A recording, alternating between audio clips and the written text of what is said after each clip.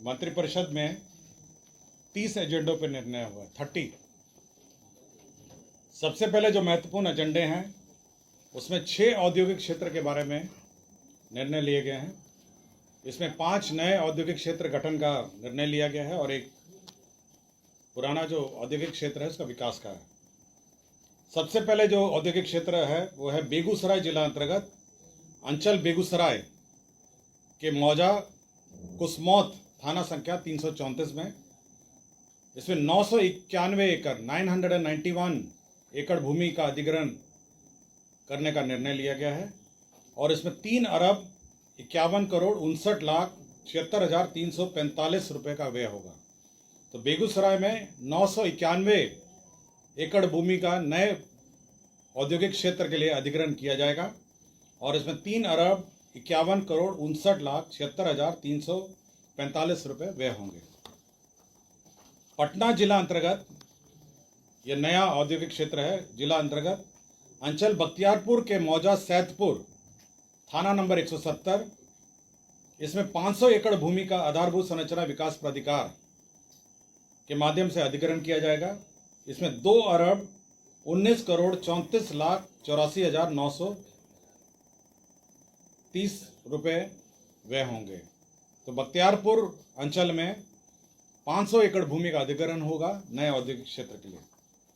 सिवान जिला अंतर्गत अंचल मैरवा के अंतर्गत मौजा अटवा थाना नंबर 45।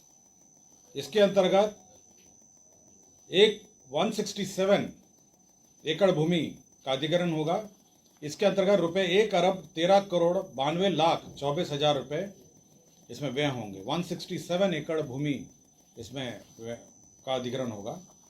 सहरसा जिला अंतर्गत अंचल कहरा मौजा बनगांव थाना नंबर 137। इसमें 420 एकड़ भूमि का अधिग्रहण होगा आधारभूत संरचना विकास प्राधिकार के माध्यम से और रुपये 88 करोड़ 1,13,847 रुपये इसमें व्यय होंगे। तो सहरसा जिला अंतर्गत अंचल कहरा मौजा बनगांव यहाँ पे नया औद्योगिक क्षेत्र बनेगा।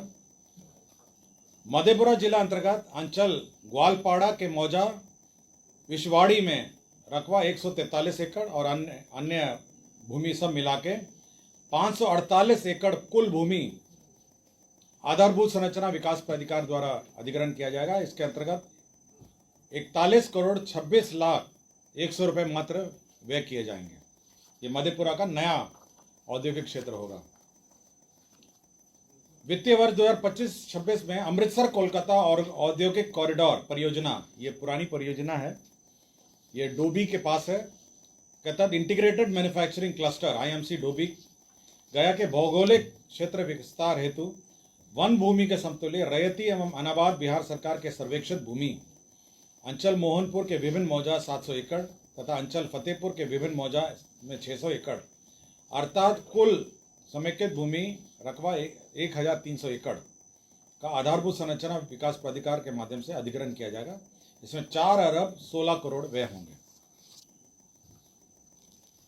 उद्योग विभाग ने एक औद्योगिक इकाई को क्लियरेंस दिया है जिसमें मेसर्स मां प्रभावती टेक्सटाइल मिल्स यह polar fleece blanket cover bedsheet casement बनाएगा और इसमें कुल राशि जो है निवेश जो है 35 करोड़ 14,93,000 रुपये इसमें व्यय होंगे। तो ये नए औद्योगिक इकाई को क्लियरेंस मिला है।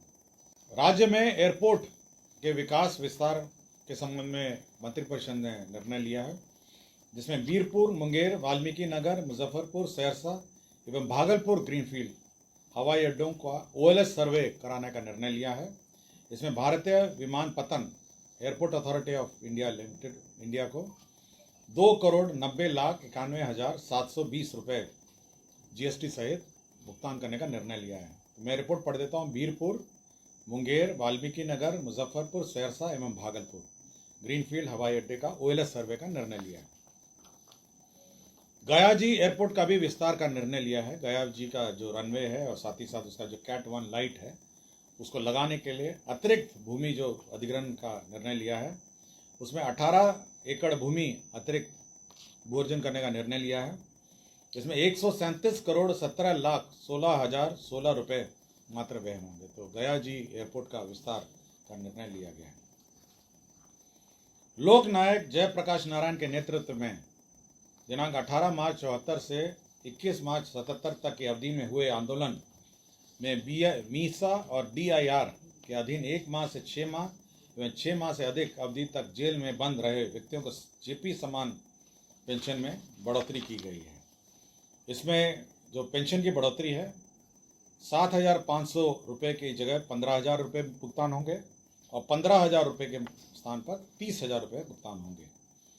मीसा DIR के मामले में 6 माह से कम कारावधि के लिए 7,500 दिए जा रहे थे, अब इसको 15,000 दिए जाएंगे और 6 माह से अधिक कारावधि के लिए 15,000 रुपये पहले दिए जा रहे थे, अब वो 30,000 रुपये हो जाएंगे।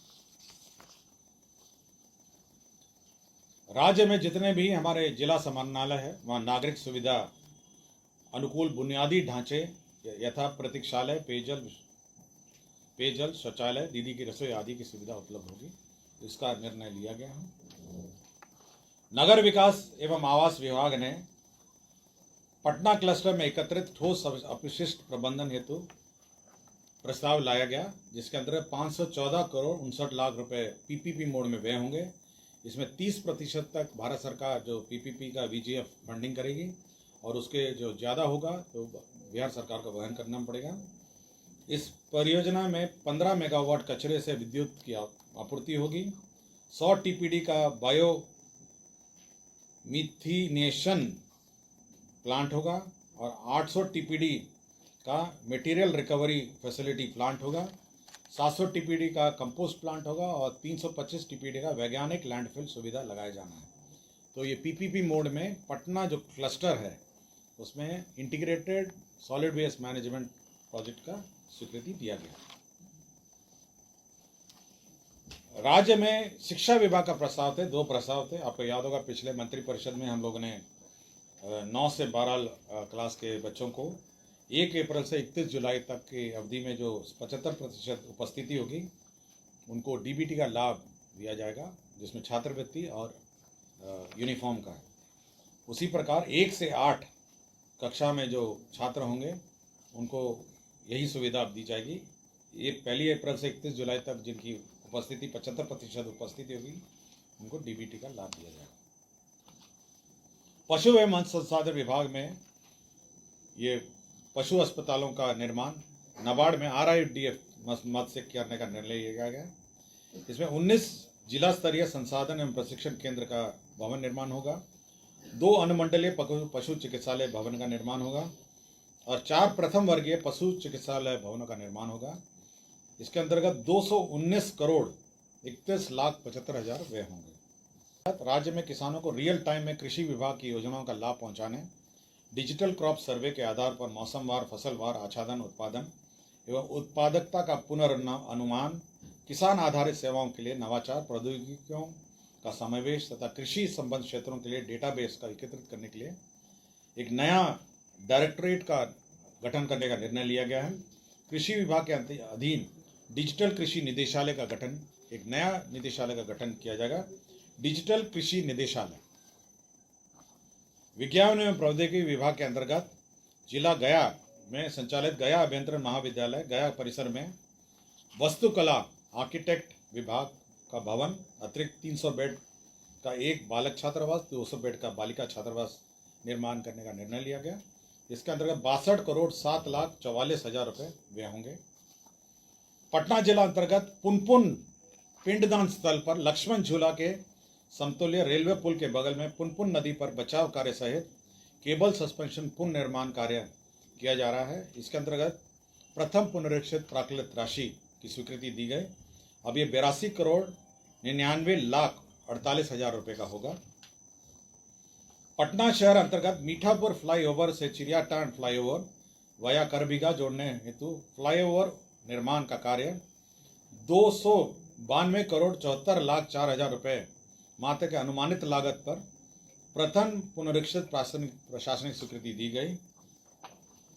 परिवहन विभाग का प्रस्ताव था, जिसके अंतर्गत उत्सर्जन मानक भारत स्टेज 1 एवं पूर्व में उत्सर्जन मानक के अनुसार निर्मित सभी परिवहन और गैर परिवहन तथा उत्सर्जन भारत स्टेज 2 के अनुसार विनिर्मित सभी माध्यम और भारी माल यान यात्री मोटरयान को रजिस्ट्रीकृत स्क्रैपर के माध्यम से वाहन स्क्रैप कराकर निक्षेप प्रमाण पत्र सर्टिफिकेट और डिपॉजिट प्रस्तुत करने पर मोटर वाहन कर पर 50% की छूट दी जाएगी। मतलब जो भारत स्टेज 1 और भारत स्टेज 2 के जो सभी माध्यम की गाड़ियां हैं, अगर आप स्क्रैपर के माध्यम से स्क्रैप करके सर्टिफिकेट डिपॉजिट करेंगे तो 50% रजिस्ट्रेशन में छूट दी जाएगी। भारत निर्वाचन आयोग द्वारा मतदान केंद्र पर जो राज्य स्तरीय पदाधिकारी हैं, बीएलओ एवं बीएलओ सुपरवाइजर, उनका मानदेय बढ़ा दिया गया है।